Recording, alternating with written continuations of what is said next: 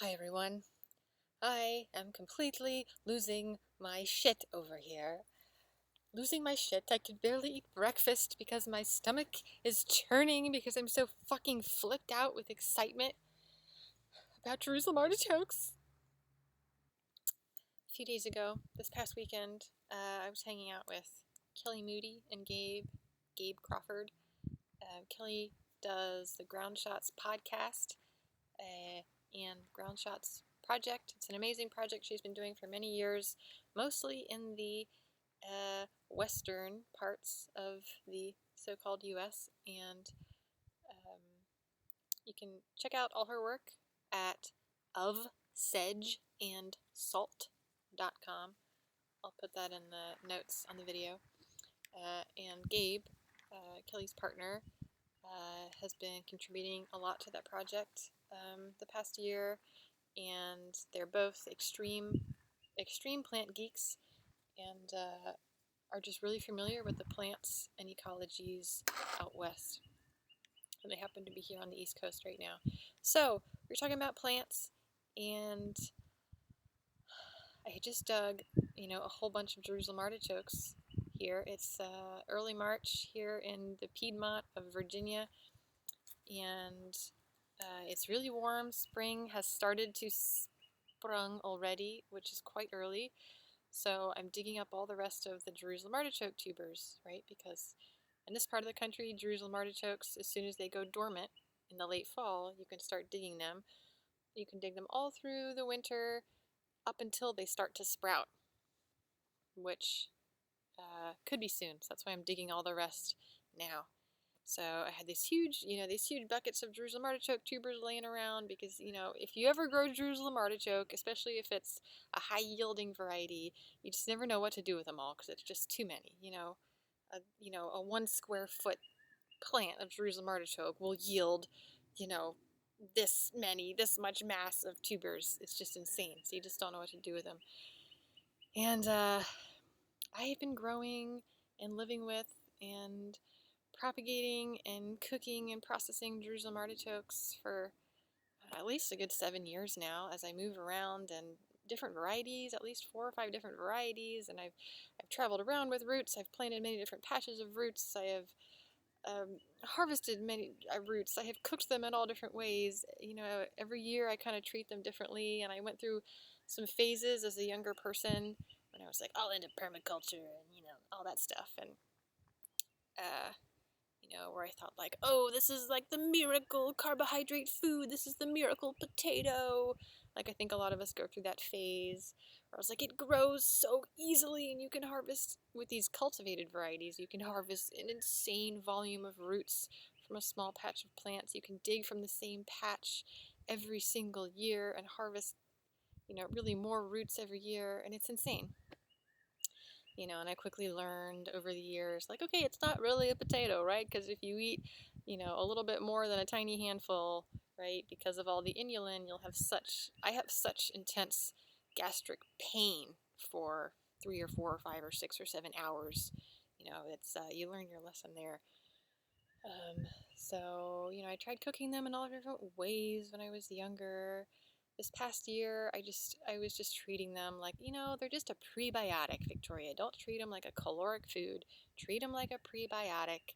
So, for maybe every dinner that I would cook, I would just dig one root at the garden. I'd go to the garden, pick the greens, for dinner, and then just dig one root, bring it inside, chop up that one root, and just add that to our nightly stir fry of greens and onions and venison and all that. Just as like an additive, not like a substantial part of the meal. So anyway, I've gone through all of that. Then a few days ago, I was talking to Gabe with these Jerusalem artichokes, and he was really interested in them. And Gabe does a lot of work with traditional root foods of the West, particularly like biscuit roots and bitter roots, these plants in the carrot family, traditionally tended by Ute people out in Colorado and the rest of the western states. So like calorically dense carbohydrate staple food type of plants. So Gabe reminded me of Camas, and somehow I just, when I was a young person, when I was 20 or something, I studied ethnobotany at the Evergreen State College in Washington State in the Pacific Northwest. And it's a very rich part of the world to study ethnobotany because so much of the indigenous food traditions of that region, amongst many different tribes, is still to some degrees intact and or just known, like in detail known. And that's just because here on the West Coast, the way I see it at least, is here on the East Coast, genocide happened so much earlier than in the Pacific Northwest, right? When European colonists came over to the East Coast, traditional cultures along the eastern forests were just obliterated, whether people were slaughtered or marched out west to reservations or just broken down so deeply that so many aspects of their culture just, were lost, within a generation and another generation, just the massive wipeout of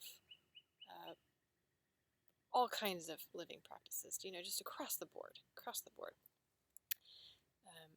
And because the ecology here on the East Coast has changed so drastically, right, due to pretty much every ancient tree in the entire eastern forests being logged, due to the mass die-out of the American chestnut, a major food source, due to, the near annihilation of the beavers and the transformation of the landscape out of wetland that the beavers were cultivating. It just goes on and on and on and on. The landscape here has just been so drastically altered, probably just unrecognizable from what it was 300, 400, 500 years ago. That definitely goes the same for out west, absolutely, right? With like the destruction of the buffalo and the prairies and like, my God. However, ethnobotanical resources for the Pacific Northwest are very rich and very abundant and very detailed. The records of land tending methods specific to that region are very intact. So it's a great place to study ethnobotany, if you're into that sort of thing. So for me, being out there, studying ethnobotany, Camas is at the center of the ethnobotany of the Pacific Northwest. So I spent a lot of time thinking about Camas. I spent a lot of time reading about Camas. And the reason for that is simply that Camas, which is a lily, which is a wild lily that produces relatively small bulbs, which were, you could say, the main and in many ways the only carbohydrate food of traditional diets in the Pacific Northwest, which were very heavy on salmon. The berry culture is incredible with the huckleberries and the salmon berries and the salal, so lots of berry sugars, lots of fish, lots of other sea creature food, mussels, and stuff like that. But that region is very scarce in starchy carbohydrate foods, and Camas is really that main food that serves that role, which is very important in a diet. Like we need some carbohydrate, or we just won't function, we'll die. So Camas, that's why Camas is really just at the center of ethnobotany in the Pacific Northwest. So and like during those years when I was studying that, I just like I would go to sleep at night, and I would dream every night, for a good while. During the daytime hours, I was like reading through these ethnobotanical texts that to me were very dry at the time. I was like, oh my God, this is so dry. Why am I reading through all this? And then at nighttime, in the dream time, I'd be asleep, and in my dreams, I would be giving a lecture. I would be having to give a lecture in dream time almost every night, where I'm like standing up and I'm articulating these ethnobotanical things that in the daytime I'm reading in these books. And in the Dreamtime lectures, I'm kind of distilling them, but just it's very like, I'm standing up and I'm giving a lecture. And it was very weird. And I was like, why is this happening? Why the fuck? Like, are these ethnobotanical tenets like being drilled into my brain like this? Like, what is the significance of this? This is just like a class I'm taking. You know, and some of the fundamental tenets that I was lecturing about in my dreams were basically, you know, that a human people are able to move across a landscape in such a way that, and participate in that landscape and harvest plants and tend plants in such a way that they are meeting all the food needs and material needs of that people to be a healthy, robust, and vibrant people, while actually increasing the overall biodiversity of that area. The plant biodiversity, the animal biodiversity, all of it, right? So that's the fundamental tenet of ethnobotany, aka of indigenous land tending traditions, that is so iconoclastic, so dangerous for the Western capitalist model, right? Which tells us that, like, humans were innately destructive. We are innately counter to nature. There's no way around that. We can only mitigate the harm. We can just try to reduce our footprint, right? Ethnobotany tells us something differently. It tells us we can live, we can thrive as a healthy, robust people, interconnected to other communities of people in a region.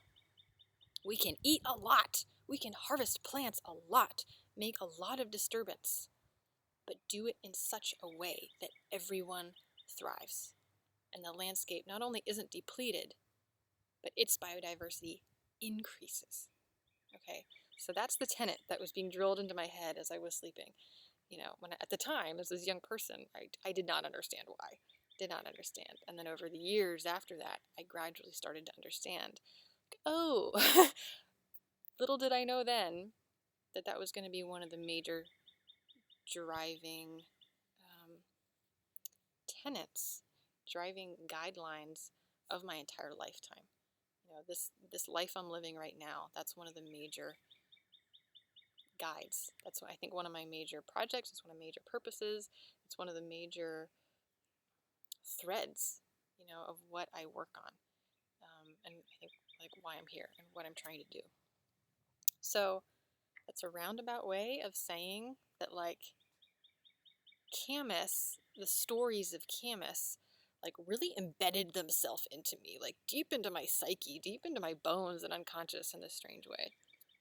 So now fast forward, you know, to over a decade later, and I'm back here on the East Coast and have been for quite some time, and have been messing around with Jerusalem artichoke and quite obsessed with perennial carbohydrate foods here in the eastern forests. Like, you know, I go through my rounds of obsession with acorns, with chestnut, with, you know, hopness and wapato, and then even annual plants, you know, like the sweet potato. Go through my obsessions with Dioscoreas. So very focused on starches, carbohydrates, because I'm very focused on food, right? And like food, perennial food sovereignty for the generations coming now and for now. So then I'm talking to Gabe, and he says something about, you know, like, oh, well, what if these Jerusalem artichokes were pit fired in the same way as Camas? And I just kind of had like a wah, wah, wah, wah, wah, where for some reason I just didn't put it together that Jerusalem artichokes, their carbohydrate is mostly inulin, which can be transformed into fructose to be digestible. Camas's main carbohydrate is inulin, which transforms into fructose to be digestible. For some reason, that just never clicked for me. I guess I forgot. I forgot like what the actual chemistry of Camas was. And so suddenly I'm just like, oh my God. So for those who don't know, the whole story with Camas is that these little white lily bulbs are not digestible raw, and even if you cook them a little bit, they're not digestible as a caloric food. So the traditional way that Camas is harvested and processed in the Pacific Northwest is, very, very, very large areas of these Camas prairies or fields are tended long-term, generation by generation, by different families and groups in this very socially arranged way, dug in, very, very large acreage of these roots, dug annually.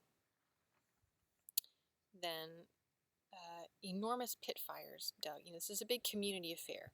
Okay, it takes a lot of people. Enormous pits where, tons of the bulbs are buried in such a way that they slow cook in these giant burning pits for like 2 days, 2 or 3 days.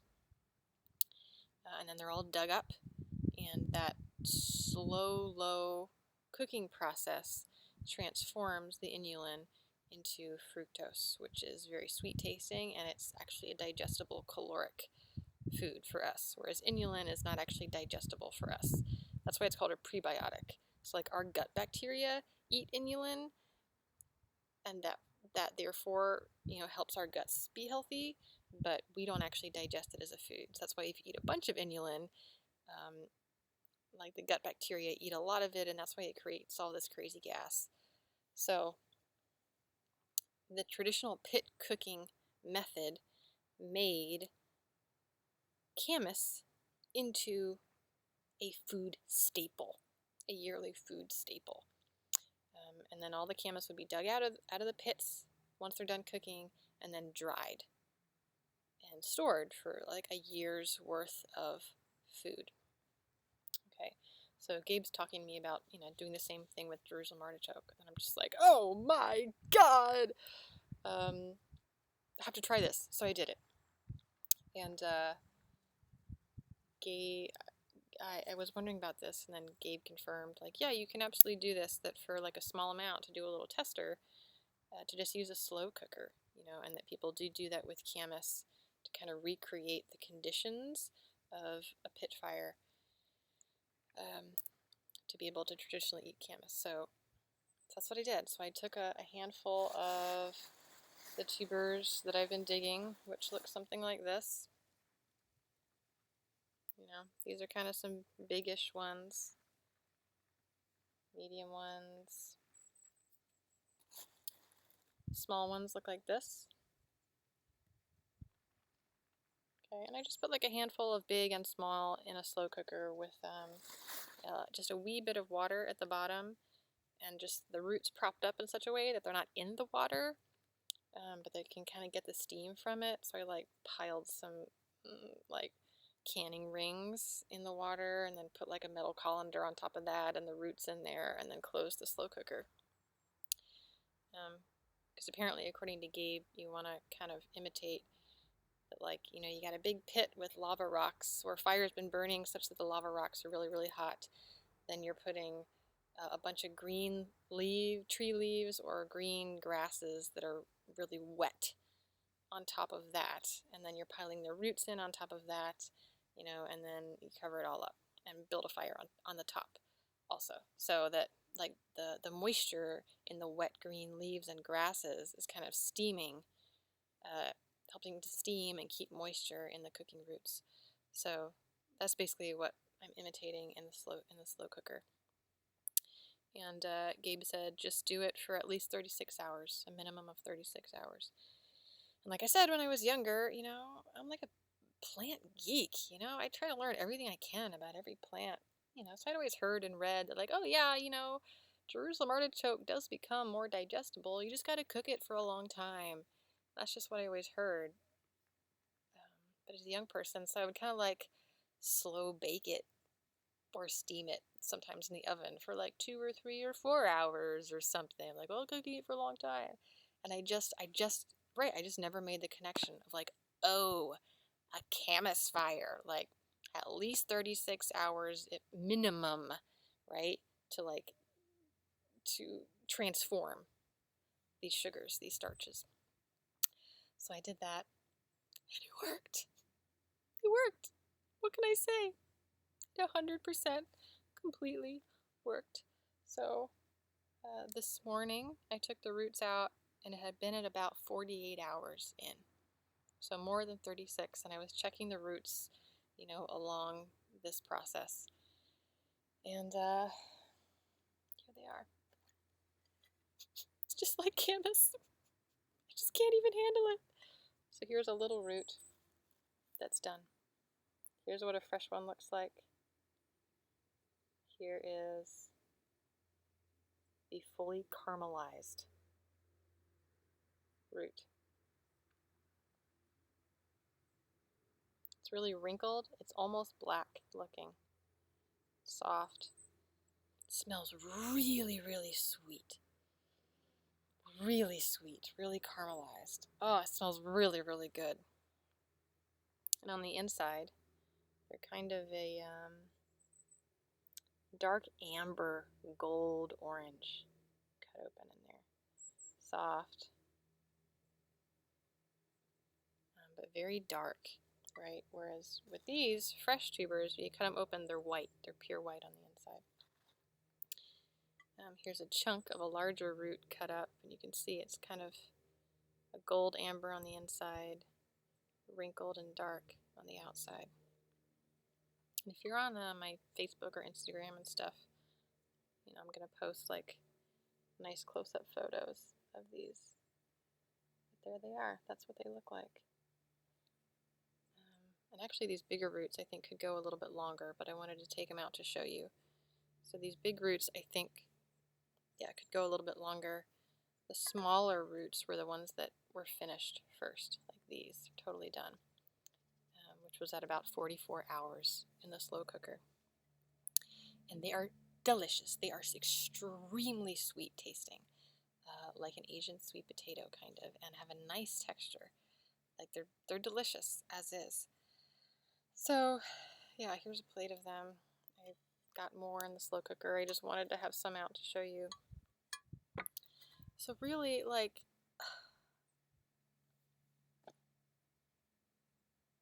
I don't know if this is going to transfer to other plant geeks, like the magnitude of how big of a deal this is to me, okay?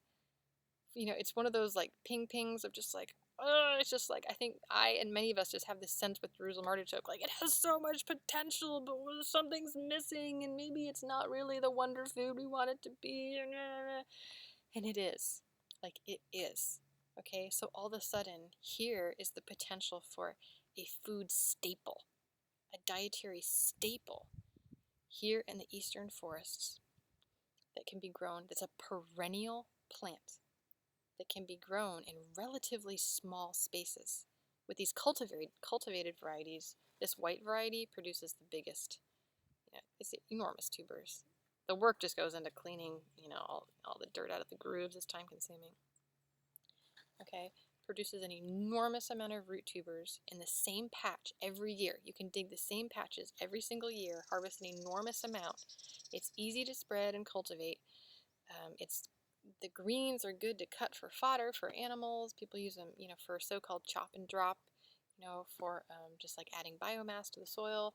Like, they're incredible plants on so many levels, right? And they are tough and hardy to this region. Okay? So, like, yeah, there's the potential for a perennial carbohydrate staple for small communities that you can do small scale, and independent, sovereign food communities, like, forever. Here in the eastern forests, like, I don't know, until the sun explodes, right? So, yeah, so, like, This is a big deal. So any of you out there who grow Jerusalem artichoke, like, I really encourage you to try it. Like, if this excites you, if you feel called to this, like, fucking try it. The next step I'm gonna do is we have an extra large slow cooker. It's like huge that we've been borrowing from someone. And that's what we use to do like big bone broths, and it's massive. So I'm gonna put a bunch of roots now in that one and just do the same thing to a large quantity that I can use to keep experimenting with. So these, my next step is I'm gonna sun dry them now and just see what they do, how just get to know it, like how do they dry, and then what are they like to just eat them that way? What do they like to rehydrate them?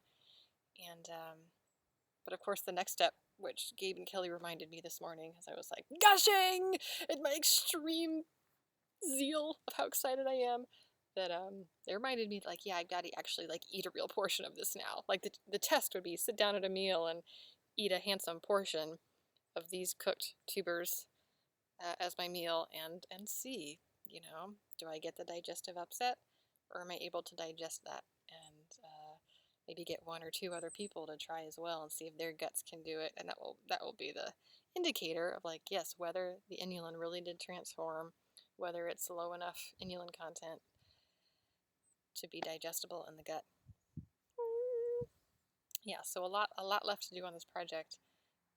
But it's like the slow cooker thing is a game changer because you can do a relatively small batch, you can experiment with it.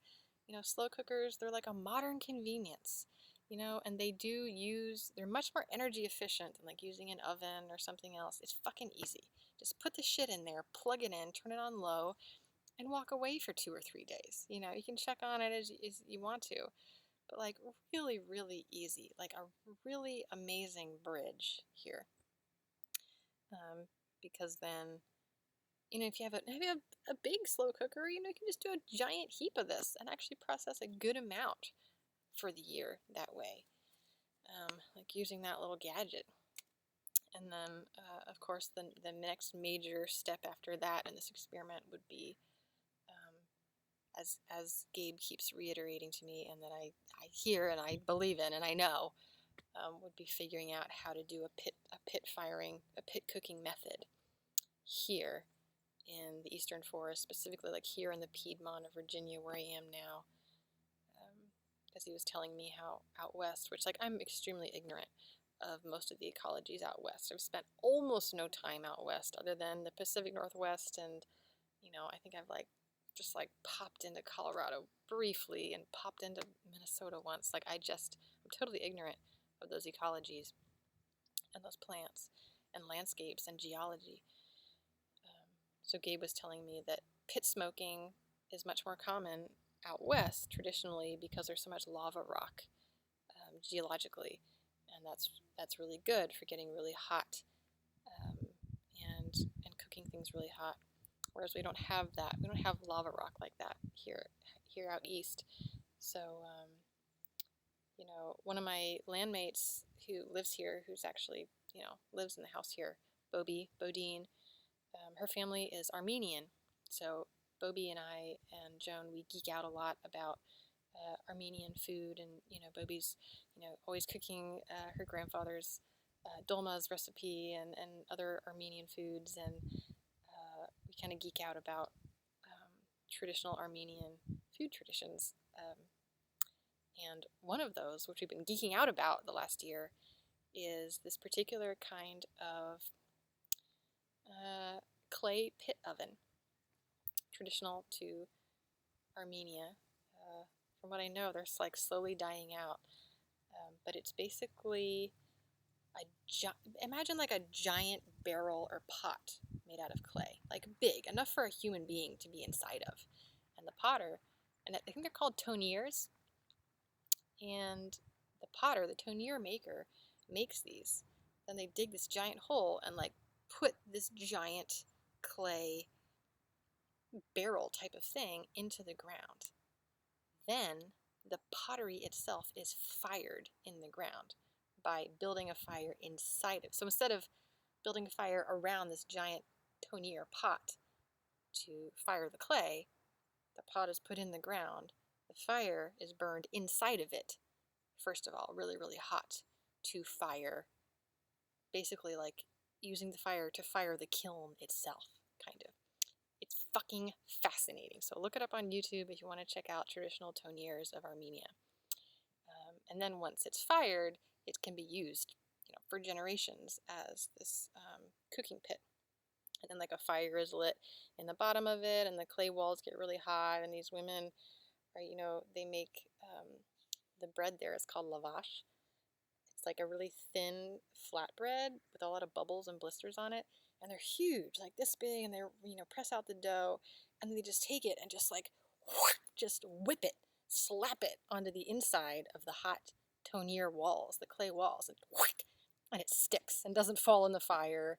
They just get it perfectly, and then they're able to just kind of like go in there and then pull it out, and then it's just this perfectly blistered, perfectly browned, cooked flatbread. And they cook other things in the tonir as well. So that was the first thing we thought of, was like, here the land is very rich in clay. There's a lot of clay throughout the southeast, my God. So something like that, like a clay firing pit, like that might be a way to go. So that's a project for the future. If you out there are a plant dork, if you're in the East Coast, you want to work on this project, I want to work on this project with you. That would definitely need a team of people, like next year or the year after or something. I don't know, a small team of like minds to do an experiment. At least a first experiment with a pit smoking method for Jerusalem artichoke here in the southeast, or anywhere in the eastern forests, really. Yeah. All right. That's my gushing enthusiasm. My head is fucking exploding. I really just can't focus on anything else today. That's why I had to make this video. I'm just... It's like a decade's worth of just like, aha, it's coming together. And it just makes, it just validates for me again, like those deep instincts that I get about plants that are very, very vigorous, and this time now where it seems like the whole goddamn world is falling apart, and there's an enormous amount of scapegoating about, the field of invasive plants came about, and then this enormous scapegoating of like, it's the plant's fault, and it's the animal's fault, and when it's like, it's like we're trying to kill our own shadow, like a Peter Pan complex we have there. But like the whole world could be turning into desert right now. We're like, oh, the world is ending. When we say that, what we would expect is like, oh God, all the plants are dying, all the animals are dying, it's a wasteland. Like here in the eastern forest, that is happening in a lot of places in the world, desertification. Here in the eastern forests and in many areas, it's simply that the plants are changing, and a lot of plants are growing extremely vigorously, and it's like, I think I'll take that, if it's coming down to the end of the world, I'll take that the plants are growing really well versus that, every plant is dying and disappearing and we have nothing left but dust, right? So I have always looked towards the plants that are really thriving right now, the ones that are really tough, that seem to grow well every year, no matter whether there's early frosts or late frosts or drought, or, because every year is different, and climate shit is crazy. I look to the plants that continue to show life, that continue to show incredible vigor, right, as the leaders. Like, I'm looking to them because, like, I'm a stupid human, right? Us humans, we're like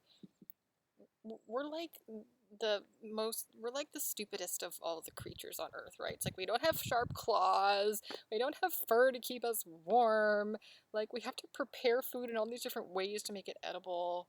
Whereas like the fucking goats, they don't need shit. Other animals, like their fur coats get thicker in the winter to keep them warm. Like they know what to eat just by sniffing around, They're fucking tough. Plants and animals, they're much tougher than we are. They're much wiser, okay? And we as humans, it's like, we depend on them, okay? We owe all of our lives to the animals and the plants. We're like their children. We're just like, hey, we need to suckle from your milk. We need to use your fur as our clothing. Like, help us, okay? So I am looking towards the plants and the animals and the fungi and the bugs that are demonstrating vigor in the midst of incredible change and flux and environmental stresses, right? So I'm like, they've got something figured out. I'm going to pay attention to them. They're leading the way. That's just the way that I orient. So through this, it makes me think of Gabe and Kelly. I was talking about Florida, and they haven't spent a whole lot of time in Florida, but I have, because I'm a Southerner. So I've spent a lot of time with, exploring the plants and animals and ecology of Florida. And one of the exciting plants down there is the Dioscorea genus. There are Dioscoreas that grow up here, but not nearly to the extent they do down there. Particularly 2 air potatoes that are extremely vigorous and kind of, up here in Georgia, North and South Carolina, and Virginia, the way kudzu, can just create an enormous mass of itself, this vining mass of itself. In parts of Florida, a similar plant are these 2 Dioscoreas. Dioscorea as the genus of wild yams. And one is Dioscorea, what is it, like babatas or something, I want to say? I'll have to double check that, which is typically thought to be the non-edible air potato. It's this huge vine with large heart-shaped leaves and these large potato-like aerial tubers that grow on the vine, fall to the ground, and it also grows tubers underground as well. But it will just litter an area with what looks like potatoes, And oh gosh, did I rack my brain about that one for years, and just like, why can't we, it's not edible as it is toxic, and my mind's just like, this has to be good for something, like these plants, they're speaking to me, like they are vigorous, they're producing just a ton of mass of themselves every year, like, I know I should be paying attention to this plant, but I don't know what to do. Whereas there is another one, Dioscorea alata, A-L-A-T-A, which is a different species of it. It's not quite as common as the non-edible one, which I think is babatas. But when you do find Dioscorea alata in Florida, you also find a huge Jumanji mass of it. And that one, they both die down to the ground every single year. All the vines are annual, basically. They die, they're deciduous, I guess. They're non-woody vines. All the vines completely die back down to the root tuber in the dormant season. With alata, you can dig the root tuber, which can sometimes be this big, and cook it, and it's, it's like a potato. Like, it's solid, white, edible starch. Incredible. Whereas the non-edible one, babatas, which, people theorize has more African origins, and then people think that alata has more Asian origins, and, there's a lot of discussion and theory and beliefs around both of them. So then Gabe reminded me that, like, why not leaching? That, like, for so many starchy plant foods, like the buckeyes and horse chestnuts, that, those are edible if you just leach them properly. People think of buckeyes and horse chestnuts as like, oh, those are the poisonous version of a chestnut, and like, yeah, they are. If you think it's a chestnut, you just try to eat it. But if you leach them with water and leach out the toxins, eventually you get an edible starch, which I've never done. I don't think Gabe said he had done before, but always wanted to. I've always wanted to. So the same process really is acorns, where acorns you're leaching out the tannins, with the buckeyes you're leaching out the other toxic compounds. I don't know what they are offhand. So yeah, now I just feel refreshed into being like, fucking yeah, the Florida air potato, like, because in Florida there is a breadroot in Florida. It looks like this big giant prehistoric evergreen type of fern plant. It's not actually a fern, it's really a prehistoric plant, which is the breadroot in Florida, which has this like really involved history as a survival plant for the Seminole Nation, as Gullah communities, black Gullah communities, and Seminole communities started living together and fleeing further and further south into Florida, into what is it called? The marshes, what am I trying to say? The swamps, into the swamps, escaping, I don't know what it was, like, don't know if it was like the U.S. Army or, you know, the so-called good guys at the time, right? So those communities kept being pushed further and further into the swamps, hiding out, basically surviving to not be captured or slaughtered. And that bread, that Florida breadroot, became, at least historically, it's written about that became a survival food for those people during that time. And you dig the root, and it also requires pretty labor-intensive leaching to leach out the toxins from the white carbohydrate starch that is then edible. So there's already a tradition of doing that in what's now Florida, right? So sorry. So now I just can't stop thinking about that for the so-called non-edible Florida air potato, because Jesus Christ, that would be a lot of starch. And I think people get, with these long food processing methods, which most traditional cultures have very long food processing methods for certain foods, to make plants that aren't edible. And in our modern age, we're like, oh, that just is so much work. That seems like it takes so much time. We don't have the time for that in our world, It's irrelevant. The trade-off is that, like, fucking annual agriculture is time-consuming. Jesus fucking Christ. Is there any more time-consuming food than annual agriculture, right? The amount of resources it takes, the amount of work. If we were doing it by hand and not mechanized, oh my God. And the security of it is terrifying, right? If you're planting a whole field of wheat or a whole field of potatoes, it's a monocrop. And, if there's a drought, if there's a disease that comes through, your whole crop can be wiped out in 1 year, and then everybody starves, right? Not to mention all the labor going involved to, like, tilling a whole fucking field, seeding it, tending it, weeding it, whatever you're doing, and then the harvest is still a community affair, and oh my God, and so many steps to the harvest and the storage. So, like, with these perennial plants, it's probably not more labor. It's just different, because you don't have to plant the plant every year. Like, it grows on its own. You really don't have to do shit. You could just, like, have a nomadic route, go somewhere else for most of the year, and then come back to your patch and harvest once a year. So it's just that all of your labor is going into the harvesting and the processing of it into food, rather than your labor going into the planting and the tending and the weeding or the pesticides and the tilling and all that. So that's my little spiel on that. I'm really pumped up about this. Really pumped up. The pictures I took are beautiful. I love documenting stuff. I took some gorgeous photos, so look out for those. And these have already been sun drying all day today, so when they were done, they were already quite a little bit wrinkled. They're definitely wrinkling more. Like, they're drying more readily than the raw tubers. Like, I also did an experiment these past few weeks where I've been just taking the raw tubers and I chunk them up, cut them up into chunks, and then I've just been sun drying them raw as an experiment.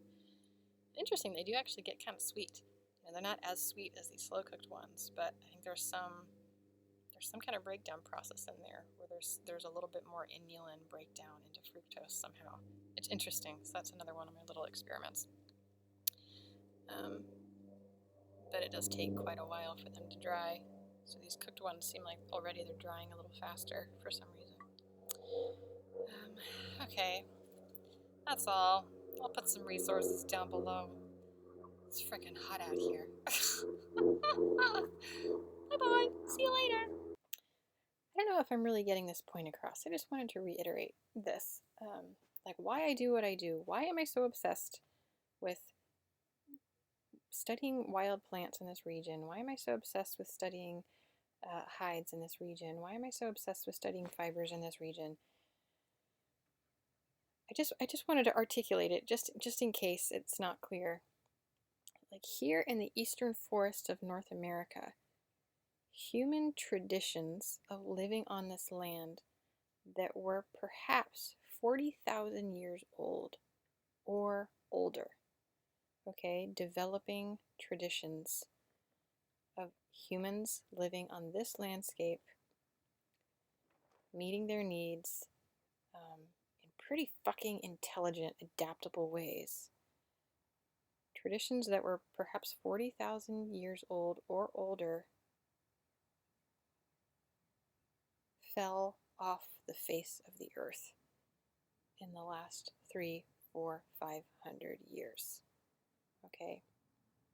The great sleep, the great silence of so many of those intact traditions, skills, techniques, rhythms, methods died. I'm not saying everything died, but a hell of a lot did in the great genocide that happened here on this land, okay? And that didn't just happen here, it happened all over the world in so many landscapes, okay? And in the case in Western Europe, that happened a lot longer ago, right? And this is still happening now in many, many, many parts of the world. It's continuing to happen, and it's continuing to happen in this country right now. It has been happening. You know, it's been happening for hundreds of years. It's happening to this day. It's the year is 2021, and it is happening still full force to this day. Okay. You know, the traditions that die in the Arctic regions, you know, that's like some of the most complex, incredible, impressive, just truly fucking mind-blowing and magical knowledge and wisdom about how to live by those plants and animals and seasons in an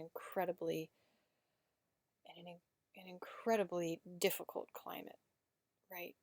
When those languages, when those traditions and techniques stop being practiced, either because the people are murdered or, you know, assimilated or forced, in many ways forced to become sedentary, like legally forced to, when like nomadicism is illegalized, like it has been all over the world in so many places. So for many, many reasons, cultural traditions die. What's lost is tens of thousands, possibly hundreds of thousands of years of research and development. Okay? So, like right now, where I am here, we're like at year one, kind of research and development to figure out how to live. Okay? So, I say this all the time that like it's asinine, that like everything I'm doing is asinine. Okay? But what else is there to be doing right now? Like to me, I'm like, what else is there to be doing that really matters, right? That I really want to do, right? Knowing that I'm not going to see it in my generation. Like I am not going to see, I don't believe that I am going to see much change and development on this stuff in my generation. I've let that go. I've abandoned that. You know, I might live in this fucking wall tent for the rest of my life as it falls apart, you know? You know, living on people's property who let me stay there. You know, like, this might be it, guys. You know, and like, the next generation after me might not see it. And the generation after that. But maybe 7 generations. Or 70 generations. You know, like, that doesn't make it not worth it to me, right? Like, I am moved to do these things. Everyone who has a passion, you are moved to do something. It excites you. It like shakes and riddles your bones. And you're just like, I have to do this. That's what passion is, okay? You know, and not everybody's passion is going to be the same. But I have to imagine that many, many people experience strange passions that, to the degree to which they understand them or not, have to do with how can we help us, humans, and all the creatures pass through this great passage of chaos and change that we're in right now, you know? So it's practical. And it's also like, you don't know how it's gonna go, you know? And it's like you gotta find a way to be happy today and tomorrow, and not fall apart, and like have some peace and acceptance today and tomorrow, and and do what you can, but not get like too mission oriented, that it's just like, like it's all about the future, and like it's all about like the sun's out today. I get to fucking like nuzzle my face into some stinky goats today, I get to like learn from deer hides today. I get to plant seeds today and put plants in the garden today. Like I'm building perennial gardens here today and this year. But like maybe something will happen and somebody will have to sell this land and we'll get bulldozed once again. Like dozens and dozens and dozens of the gardens that I have planted over my life. Or maybe they will continue to grow.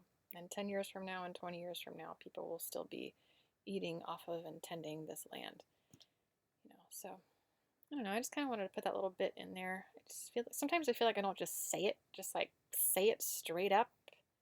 Maybe it's a little mysterious. I'm just like, who is this weird kid who like lives in a tent and travels around and like, tan sides. So like that's why, or that's part of it. That's a piece of it. And also, I'm just adding that, like, like the world, like this continent and the whole world, is in conditions right now that's different than have ever existed before on the earth, right? So it's like, it's like I don't think we should go backwards, like that never makes sense. Like, oh, we just need to figure out how to live exactly, like intact Cherokee communities live, or something like that, like, no, because this whole landscape has changed drastically. The institution of private property and capitalism has fucking pummeled this landscape, pummeled it, and pummeled the people here. All the people who are living under this, under these capitalistic structures, like, we're fucking pummeled by it. We're just trying to fucking survive, right? All of us, no matter what you're doing, okay? Because it's a death culture. It's not a life-affirming system, right? So, we're not going to go backwards. The climate is changing. The weather patterns are very different. The plants now are very different, I am certain, than they were on this landscape 300, 400, 500 years ago, 1,000 years ago. So to me, it's like ethnobotany, specifically indigenous land tending traditions across the world, are, I think, some of the most valuable, some of the wisest traditions and bodies of knowledge that we can possibly be looking at and learning from and honoring now, in helping us learn how to move forward in the future. Okay, I do believe that personally. It's like one of my interests, one of my main passions. And so I think there's a combination of like looking back at indigenous traditions on whatever land you're on, past indigenous traditions on whatever land you're on, looking at current day indigenous actions on the land that you're on. It's like, what's the Monacan community here up to, like, today? Like, what are the issues today? What are the needs? What's the funding that's needed? What are the actions that are needed?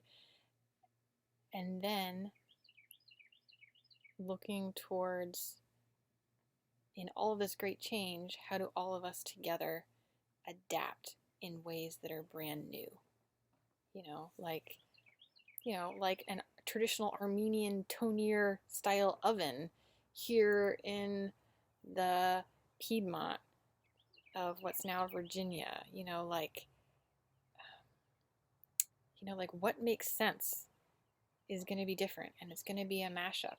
And like using some plants that maybe originally came from China, or some plants that originally came from Africa or somewhere else and are now, cohabitating with plants that have been here in North America for thousands or hundreds of thousands of years. Like there is a newness. There's always going to be a newness, like to change, right? So to me that makes a space for creativity, like an exciting space for creativity, also a great need for creativity and adaptability, collaboration, some real open-mindedness and humbleness to like observing and asking questions and slaying our own assumptions over and over and over again, myself included, for sure. Like there's just like just just rigorous humbleness involved in all of this, which does make it really hard, really difficult.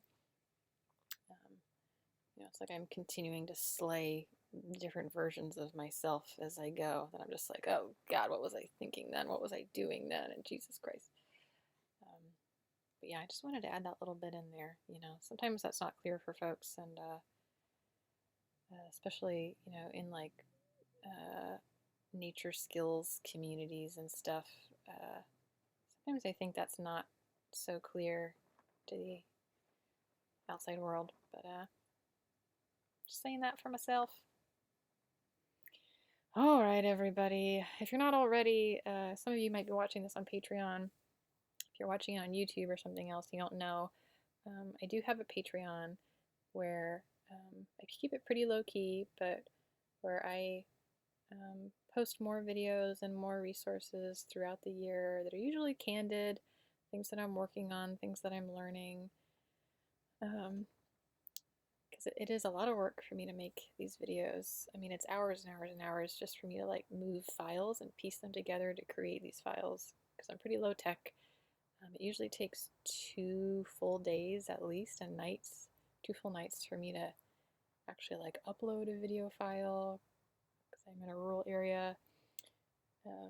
So it's an event, it's a lot of work. So if you're interested in like more resources and videos and information and how-tos, and also like interested in helping me support me making these videos, you can go to the Patreon, patreon.com/stormsofdaylight, and become like a $2 supporter.